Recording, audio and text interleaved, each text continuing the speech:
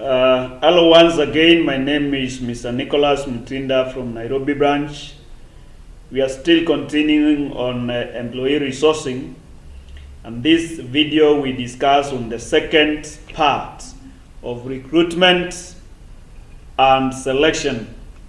In the first video called Recruitment and Selection 1, we discussed on the first 5 subtopics.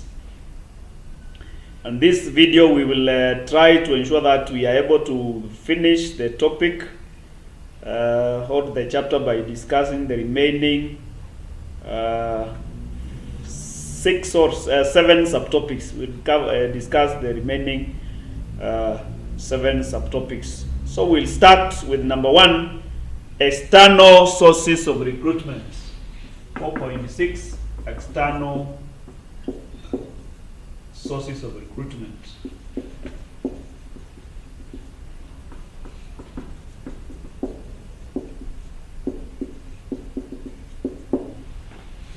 External sources of recruitment. And a recap of what we did in the earlier chapter is that we talked about recruitment and selection, and we talked about internal, and we said internal recruitment is whereby you recruit within the organization. Now, external recruitment is whereby you are trying to attract employees outside the organization. Externally, external recruitment, you are trying to attract employees from outside the organization. And how do you attract employees outside the organization?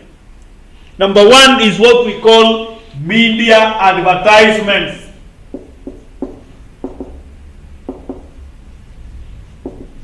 Media advertisements. You place an advert in the new media. It may be electronic media, it may be in the print media, probably in the TV, probably over the radios, probably on newspapers, in magazines, in posters. You are placing a media advertisement, trying to attract people to know that there is a job vacancy that exists in the organization. Another one is factory gates recruitment. You walk into the industrial area, you will find people waiting outside the factory gates for employment. So you can probably walk there outside the factory gate and let the people apply. Get the people. No, there is a vacancy in the organization. Another source is what we call job portals. You have a portal that you have job portals or company websites. So you place jobs on the company websites. Probably the organization has a job portal where people can always log in and look what are the available vacancies and they apply. So you place a job at your job portal or at the company's website. Another thing is what we call campus or college job fairs or job recruitment.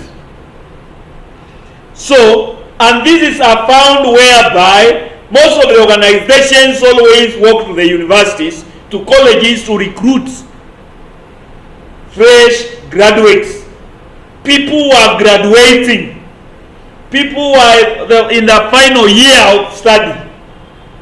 So the organization walks in and is interested in getting students who are in their final year of education.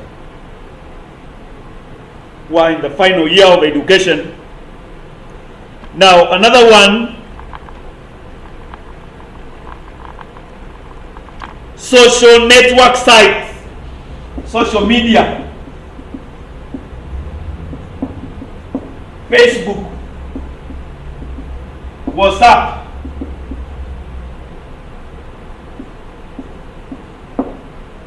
LinkedIn, Twitter.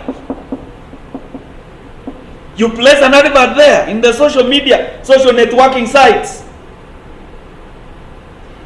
Another thing is what we call placement agencies.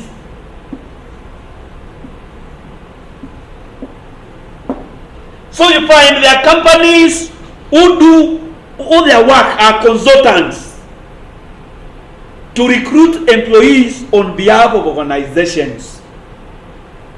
So what do? You go to that consultant, you go to that placement agencies, and you place. You inform them we have a vacancy, kindly recruit for us. That is a source of what? External recruitment. Walk-ins. The other one is walk-in or call-ins.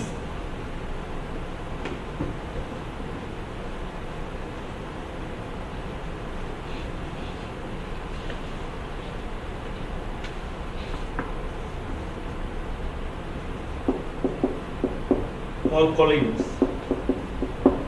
So, an employee, a potential employee works in the organization, is looking for a job, and the places his CV. And lucky enough, the organization is looking for that kind of employee. You place you place your CV there, and the organization found, oh, you have the required qualities, you have the required skills. Or you call in, I'm so and so, I was looking for opportunity of a secretary. And interestingly, that organization has what? A vacancy for secretary. So which kind of skills do you have? I have gone and done this and this and this and this. All right, come. Walk-ins. All right. I think that is all. Campus interviews, we have discussed that. Now, what are the advantages of recruiting externally? And advantages of recruiting externally.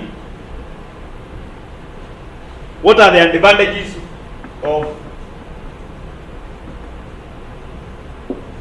external recruitment? You are able to get fresh blood. There is objectivity. You are able to get fresh blood. You are getting people. Remember when we talking about campus? So you are getting fresh blood. People who have a passion, who have just updated their knowledge.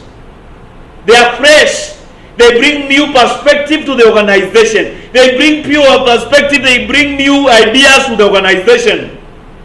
Advantage number one. Advantage number two, there is objectivity. These people, you don't know them at all. So if you place an advert and they apply 100 people, you will be basically looking at their merits based on their skills. There is no I know so and so, so I will know. It is objective training, objective recruitment.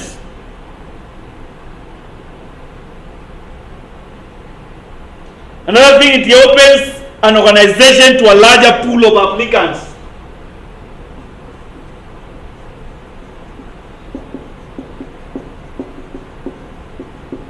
So you place an advert in the media. You require 2 accountants. And then 100 people apply. You have a larger pool. But now when you compare that to when you are talking about what?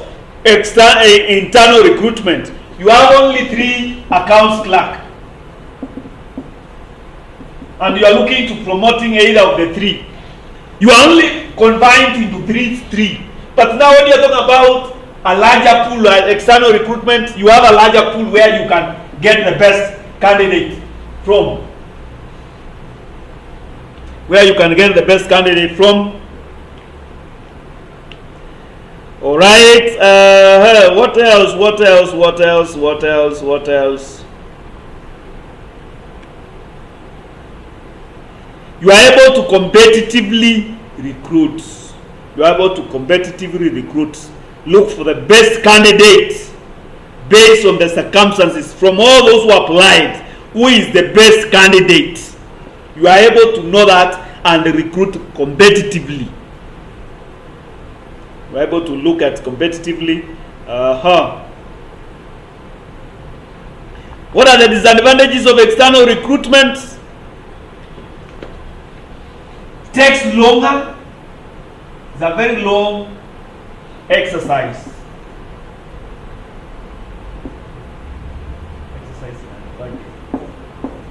It's a very long exercise. You place an advert, you give people 2 weeks to make the applications. You take another week for you to go through the applications. You take another week to shortlist. You call them for interviews. You take probably 1 week for them because you have given them, you have invited them for an interview. You take another 1 week and you find it is probably taking 2 months. And then after you have agreed with the candidate, you still need to give them a notice in order for them to give a notice where they are working, for them to be able to settle in the organization. So it takes long. It is also expensive. It is very expensive. To place an advert in the media is very expensive. To go through the interviews is also very expensive. You are paying people to go through 100 applications to call them for the interview. You call them for the interview, you are still spending. Probably they steal for them. It is very expensive. Another thing is that it is very difficult to tell a candidate's information. How do you know that the degree the employees have attached is genuine? How do you know that what they are telling you is the correct thing? So you might find that they are coached for the interview. So they by going by their papers, they are very good. They come for the interview. By the way they talk, they are very good. But when it comes to them performing, you find there is a problem.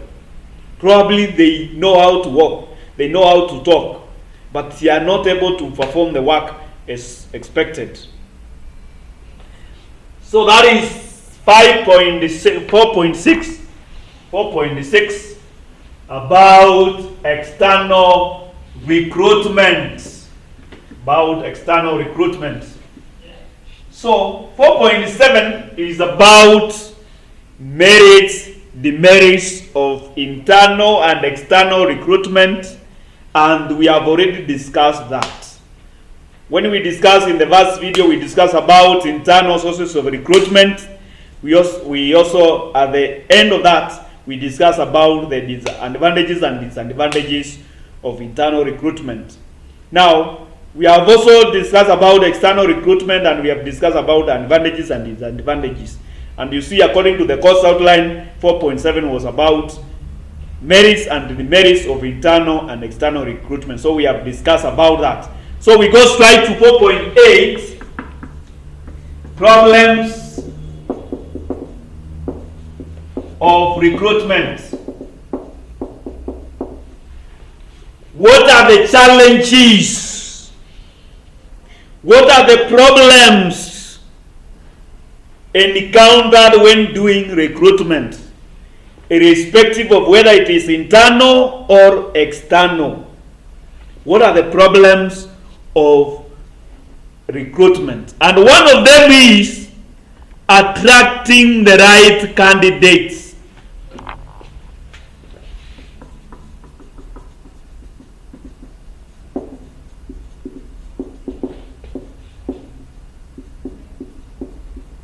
Remember, we said recruitment is attracting potential employees to the organization.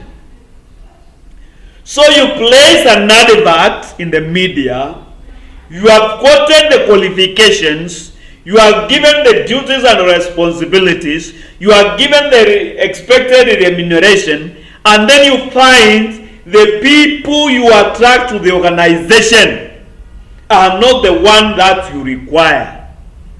And then now it becomes a problem. It becomes a problem. It is a problem because how do you go about it? In the previous week, the government has been, there was a selection panel to recruit and select the Auditor General. And the first panel said we were not able to attract the right candidates because those who attracted did not have the right qualifications, and those who had the right qualifications do not have the right attitude. So it becomes a difficult. Remember, when we are talking about organizations, we must ensure that we get the right skills, we get the right qualifications, and we get the right organizational fit. Because so the potential employee should be able to fit in the organizational culture of the organization. So you find there is a problem in attracting the right candidates for the work.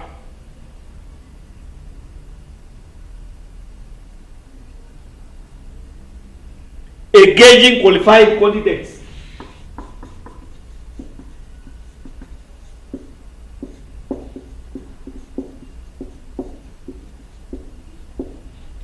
Remember, there is competition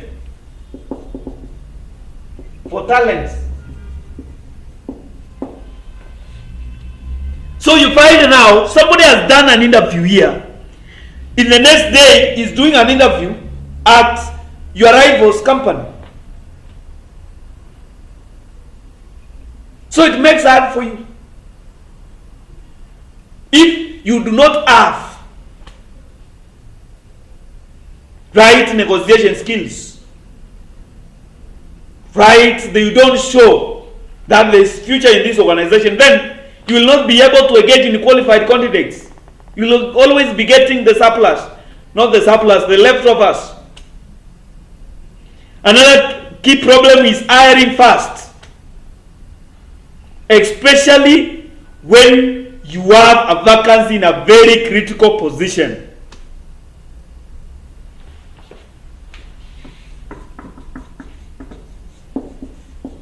A vacancy needs to be filled immediately. Probably you have not done there, you have no qualified candidates within the organization, so you have to look outside. And looking outside takes months, at minimum 2 months. So you find it's a problem. How are you able to recruit? Another thing is job analysis. Are you able to do the correct job analysis? You place an advert for accounts clerk, and then you are saying 10 years experience. What 10 years experience do you require for an accounts clerk?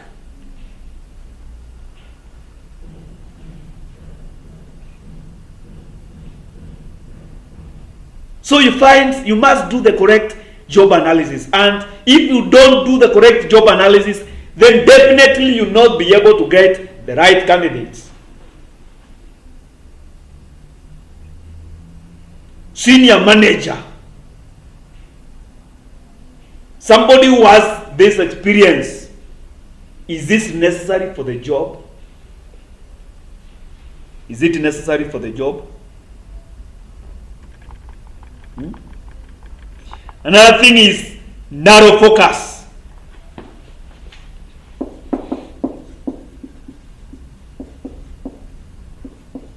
Why are you narrowly focusing on qualifications?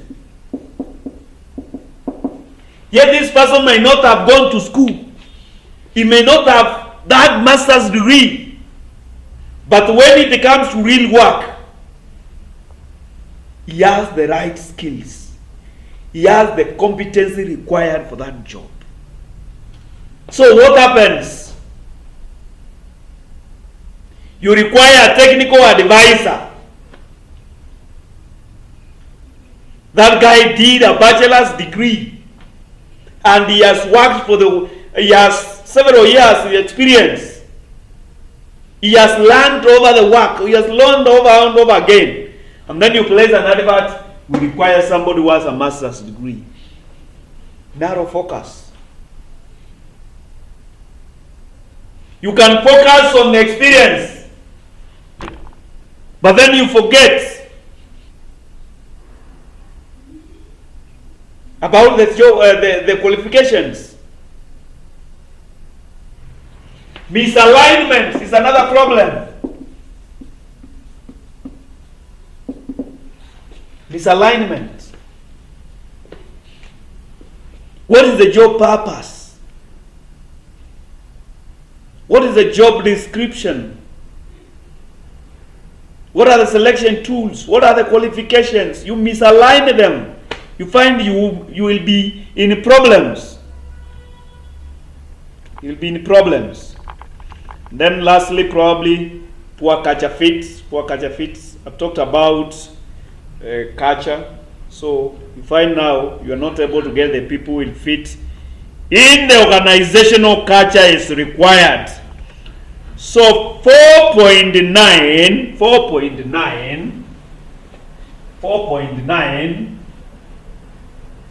is what we call 4.9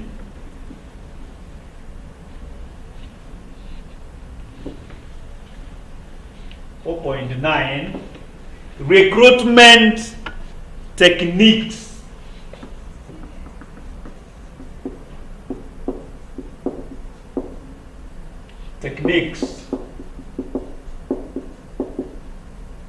So what are the techniques of recruiting?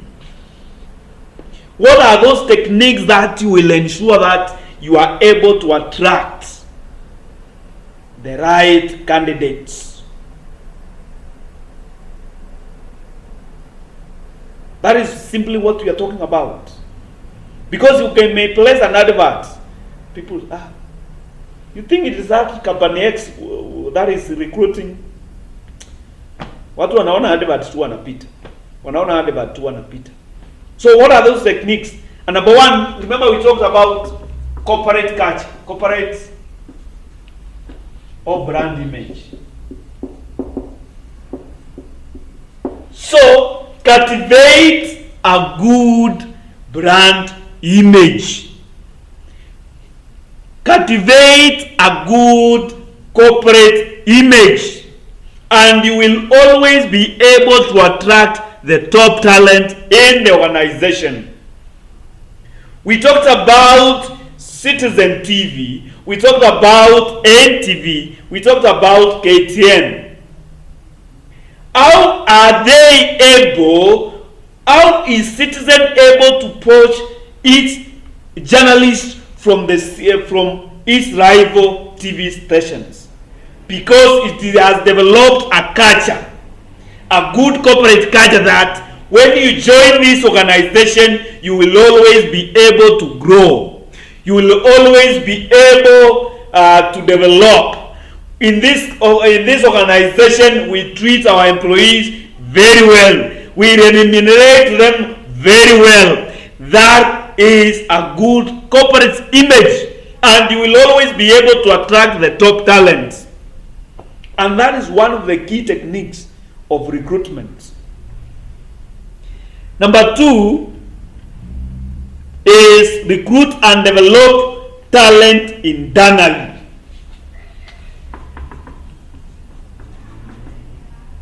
And develop talent internally. Yes, you don't need to always look outside. You can always develop. You walk to the universities. You identify talented young men, talented fresh graduates. You bring them to the organization because they have a lot of potential. And then you develop them internally. And then you find now that is your recruitment techniques. And that's why you find, you look at the football clubs in the Europe.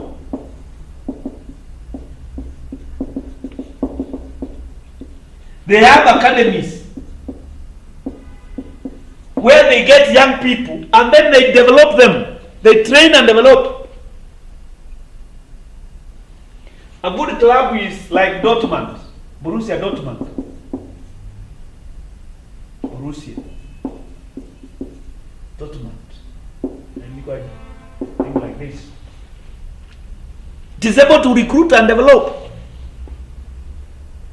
So is the organization able to recruit and develop talents?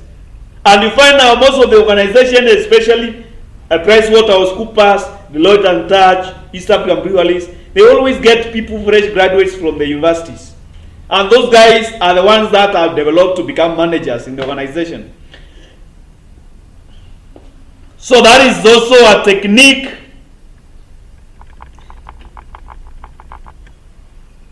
Another thing, launch an employee referral program. Launch an employee program, a referral program. So ensure that always employees are able to refer, to bring referrals to the organization, especially in those critical areas. Those critical, very critical areas. So employees can come who are working in the organization, they recommend an employee, a certain potential employee whom they know.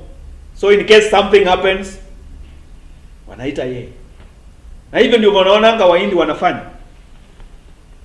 Nasema wewe umekuwa hapa kwa miaka mingi, tutafutie mtu mmoja mzuri kama wewe.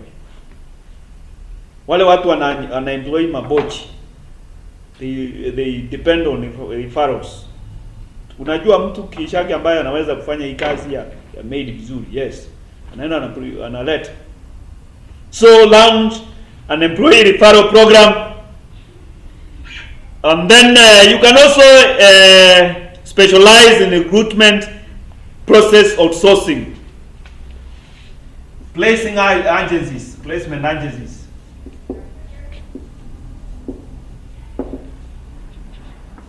Recruitment process outsourcing. So you always get your employees from placement agencies, whereby they can do all the background checks to ensure that they get the best. It is not your work.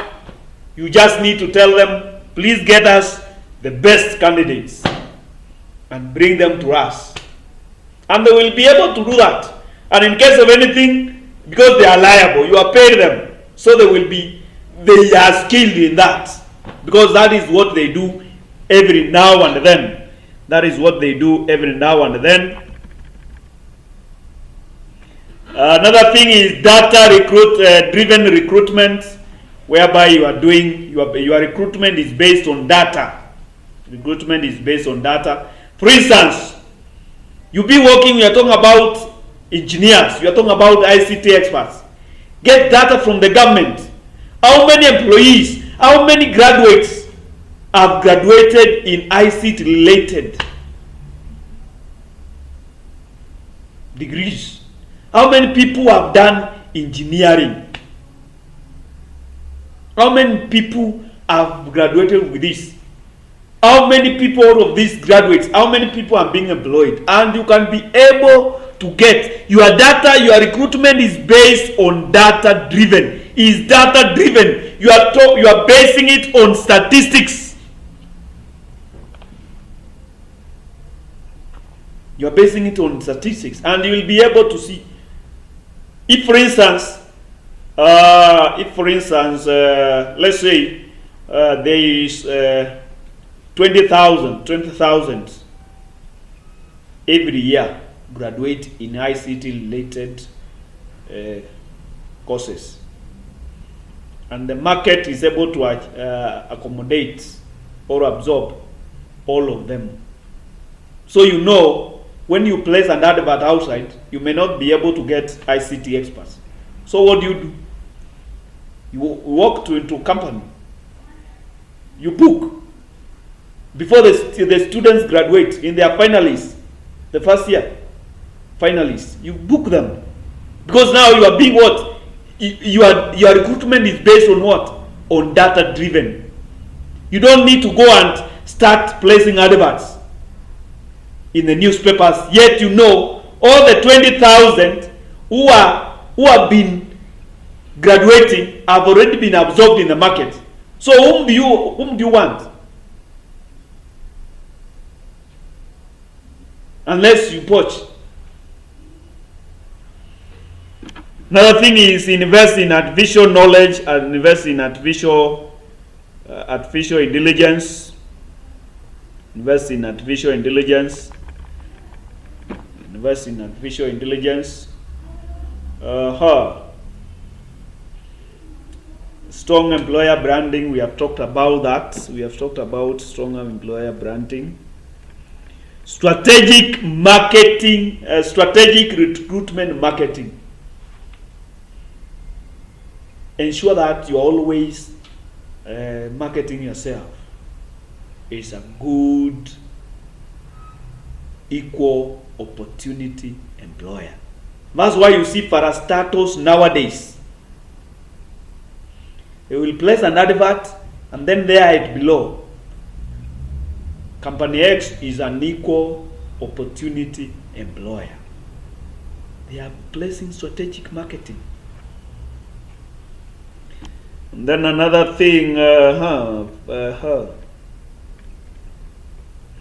think that is all about techniques of recruitment. That is all about techniques of recruitment. 4.10, goals of selection.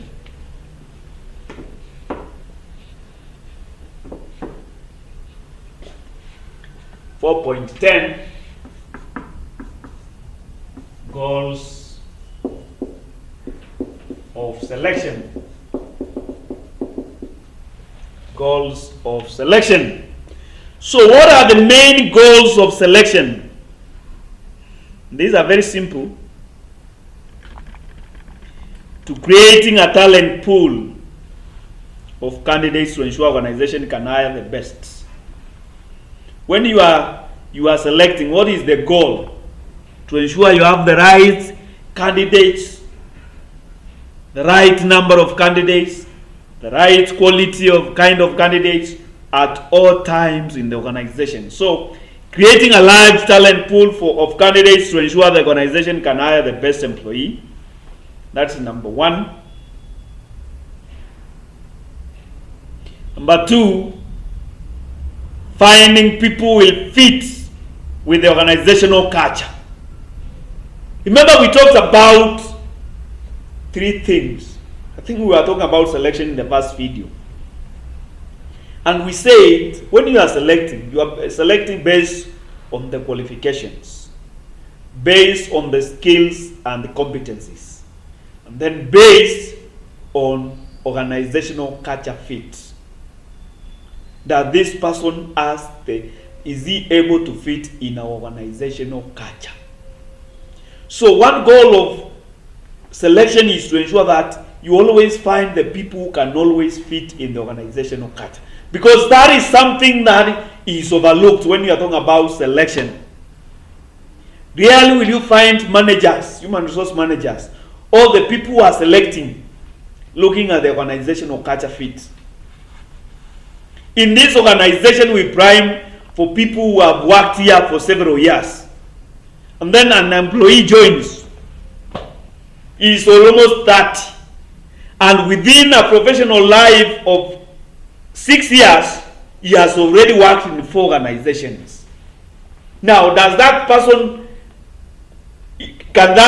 fit in the organizational culture of where you work until retirement? Can that person fit in that culture?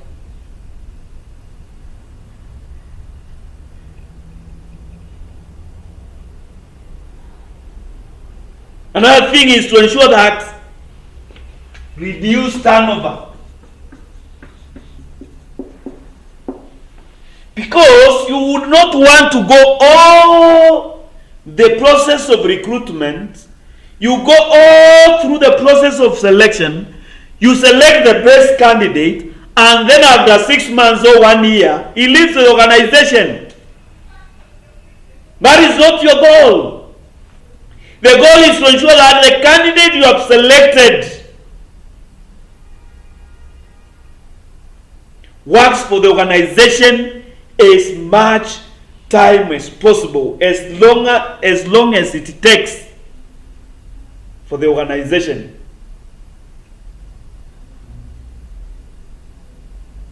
Another thing is meeting the organizational diversity and social commitments.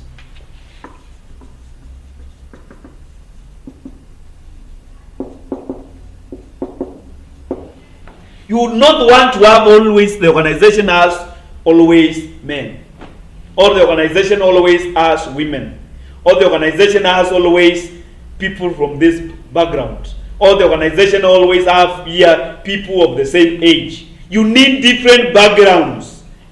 You need different diversity in the organization.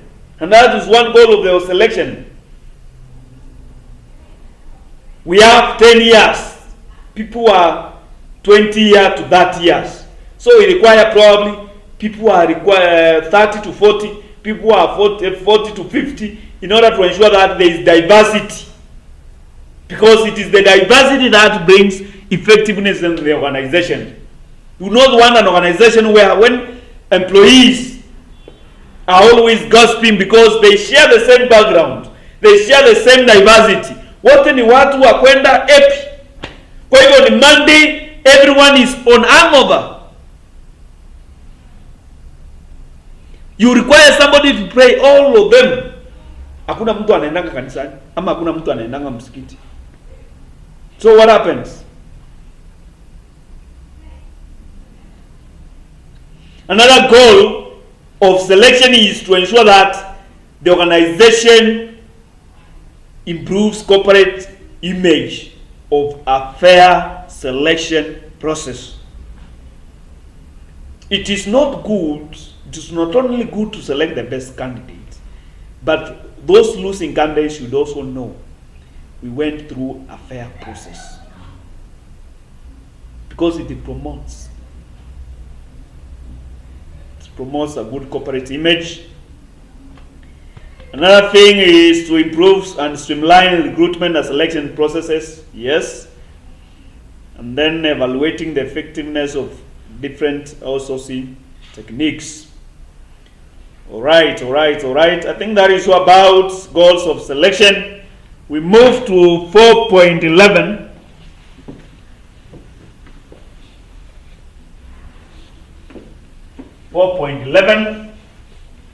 Steps in the selection process. 4.11 steps in the selection process.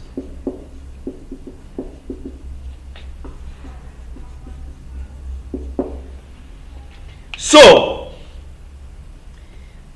you are done with the recruitment. So, 10 people, you will place an advert, that is recruitment. So 100 applicants showed interest.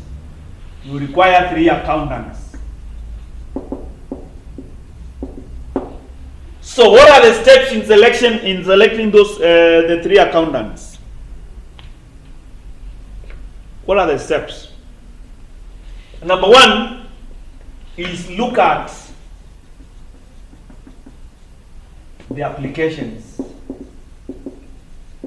Remember we were talking about the difference between recruitment and selection, and we said selection is a negative process because it entails eliminating people. Recruitment is a positive process because it entails and attracting as much as possible, attracting as many people as possible to show interest in joining the organization. Now, look at the applications. There are 100.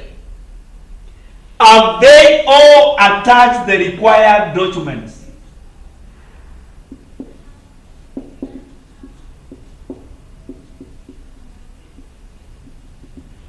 So this can be called screening applications. So we said you attach task clearance certificates, certificate of good conduct, EAC certificate, help clearance certificate. Have you attached all those? Probably you find out of 90, only 91 have attached. So you are remaining with what? 91. Go to the next one. We said for you to be qualified to be an accountant, you must have a what? A CPA-K. A CPA, you have done 6 CPAs and a bachelor's degree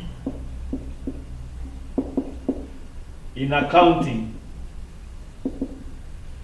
BCom, let's say BCom, Bachelor of Commerce, BCom in accounting. So you look at the 91, have they gone through this?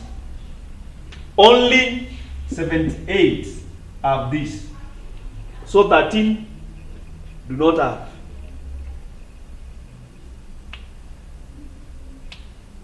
So you shortlist the 78. So you will shortlist the 78.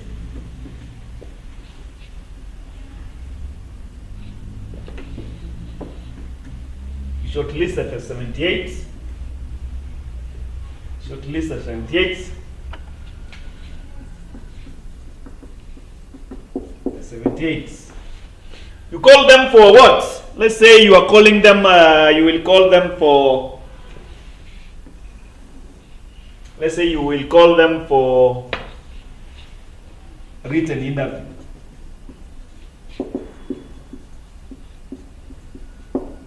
The 78. So we want to know, is these people still exams? Are they still, remember what they learned? So you place another 60 as the pass mark, 60% as the pass mark. So out of the 78 who do the written interview,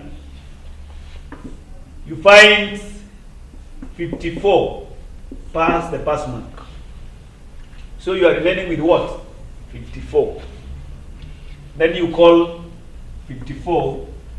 You can call them for psychometric tests.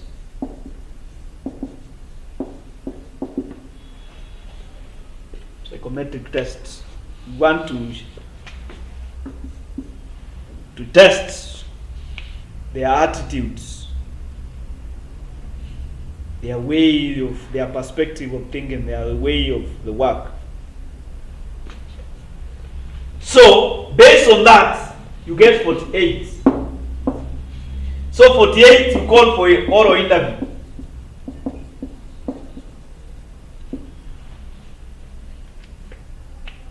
You place a pass mark of 60 for the oral interview. 36 get the pass mark of. You are still looking for what? For 3. So you have that 6 who have gone what? Who have gone through the pass mark of 60. You still want a fair process. You can still get 3 from here. Probably somebody got 90, 89, or 86. You can still get it, but then you want to be fair enough. You go for the reference. You are going for, you remember you are looking for accountants who can be able to, if they are not, probably, if the organization is not careful, they can steal for the organization. So you go look at the references. Reference check.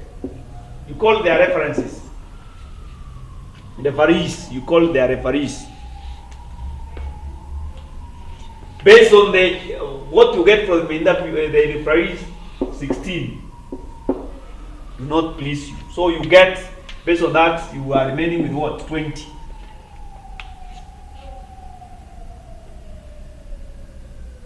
Go for mind going, then from there 20 you can now select the final selection. And that is basically the process, the steps of, that is basically the steps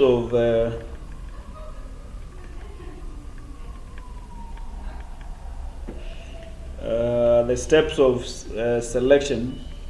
So, preliminary interview is called a screening interview, where those candidates are eliminated from that selection who do not meet the minimum eligibility. Yeah, when we are talking about the screening of the applications, preliminary interview. Receiving applications, you receive them. Screening applications, employment tests. Probably I talked about written interview. Employment interview, you check the references. I've talked about that. Medical examinations, where when it is required, and then the last one is what we call final selection. Choose, for instance, in our example, we are left with 20. So based on that 20, who are the best? Final selection. So 4.12, selection methods. Which methods will you use in order to select employees? Which methods will you use to select the employees? Selection methods. 4.12, selection methods.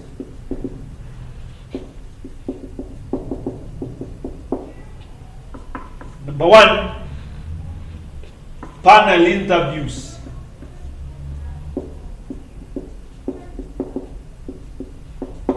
You can select employees through panel interviews. You call them for interview. You ask them questions and you expect answers, and based on their responses, you select the best. You can administer skill tests.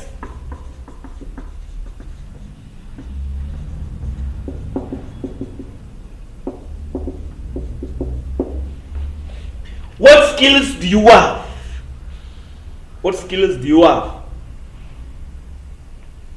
I have, let's say you are recruiting a chef. So, this guy you are looking at, probably you are recruiting for Chinese restaurant. So, do you have skills of cooking Chinese food? So, what will we do? We go walk to the kitchen. You are given and tell, prepare this food.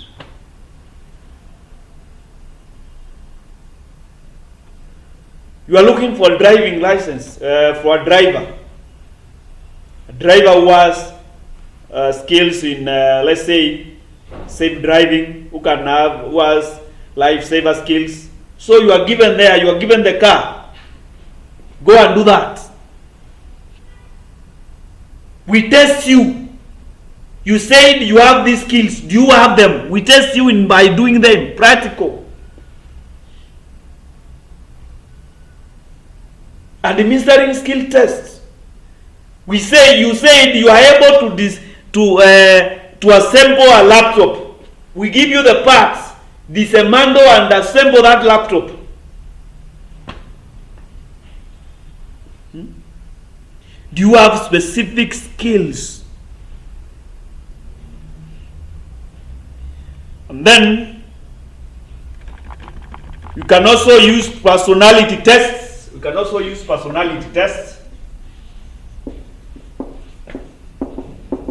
I talked about psychometric tests. Are you aggressive enough? Because this vacancy requires somebody who is aggressive. Based on your personality, are you aggressive enough to survive, to bring to bring results based on your personality. Are you able to do sales and marketing? Are you talkative enough? What is your personality? This work requires somebody who is a leader in the organization. So do you have leadership skills based on your personality? Are you able to lead people?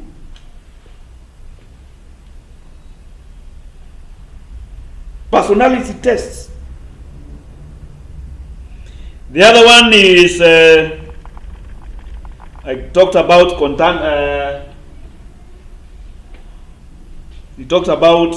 conducting panel interview, psychological testing.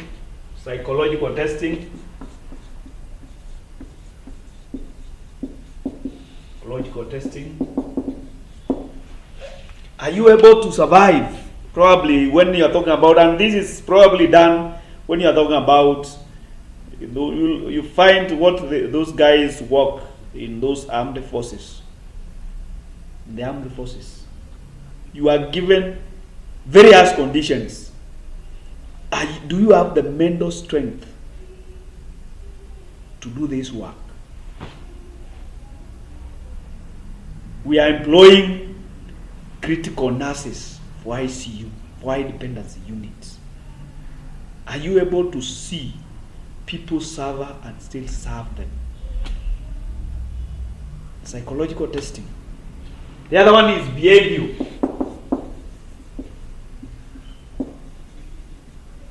Testing.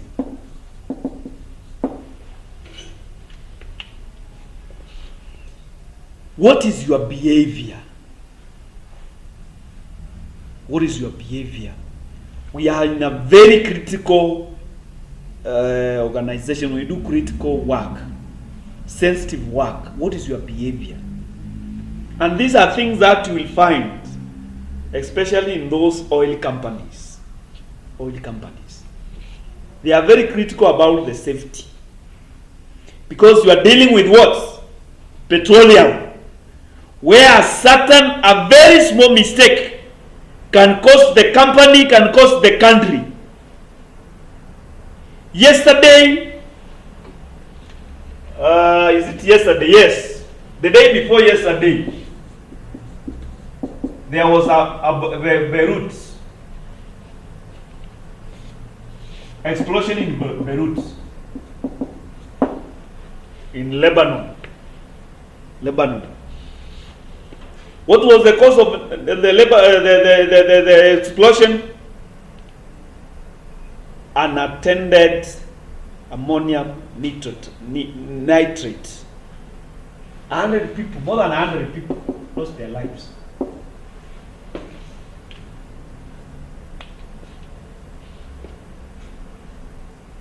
So you see, those are things. When you find there is a problem, what will you do?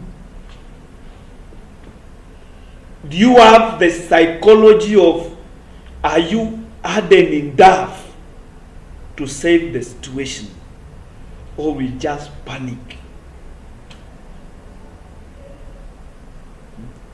What is your behavior?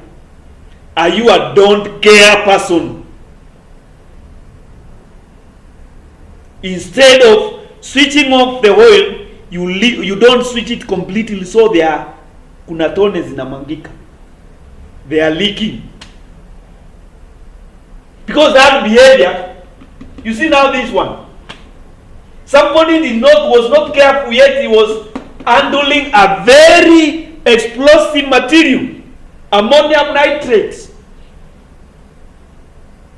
You're working in Kenya Power, whereby a very small mistake can cause damage, huge damage. So what are you doing? Behavior. Will you always test? You always test things before you do. You always look before you leap. Ama you don't care. Behavior. And these are things you find unapelekwa kwa hoteli, unaagiziwa fries, french fries, imewekwa chumvi, na unajua wewe kulingana na wewe french fries haipikangu na chumvi. Lakini wewe badala ya kuonja kwanza unaanza kuweka chumvi. And then una lose your job. You are not employed because you don't test things before you do. So what are the 4.13? 4.13. I think the last subtopic. 4.13. What are the challenges of selection?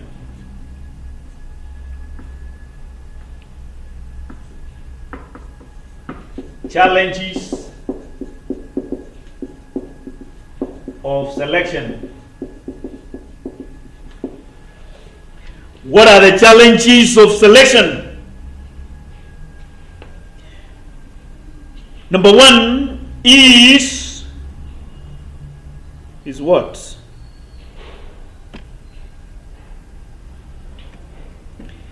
Job-related criteria. So, how do you select the best? Somebody might be good in answering questions, but when it comes to the real job, it's not good enough. Job-related criteria.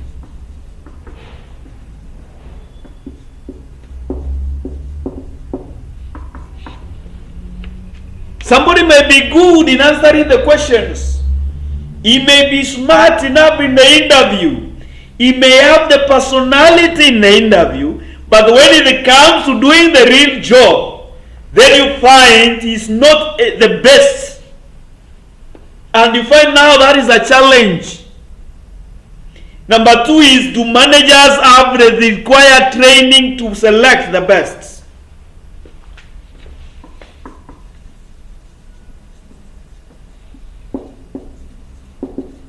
Are the people doing the selection, do they have the requisite training? Do they have the requisite know-how? Another thing is what we call reference checking.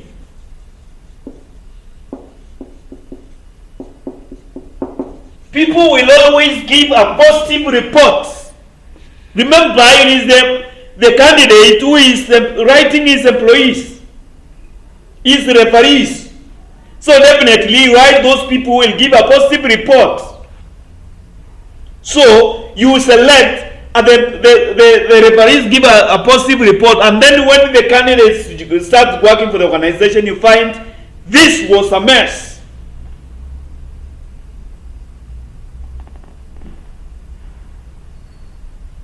What about those things about psychological tests and psychometrics and personality skills? Personality tests, do they bring out the issues, the real issues? Do they bring out the real issues? They bring out the real issues. And you find now, those are several problems. So definitely, those are the challenges of selection. So we'll stop there.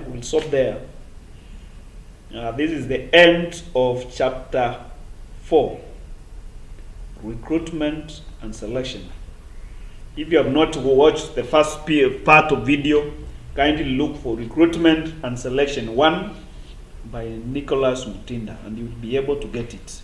I want to remind you, if you have not subscribed, if you have not liked my video, if you have not subscribed to my channel, kindly subscribe by clicking on the subscription button there below the video.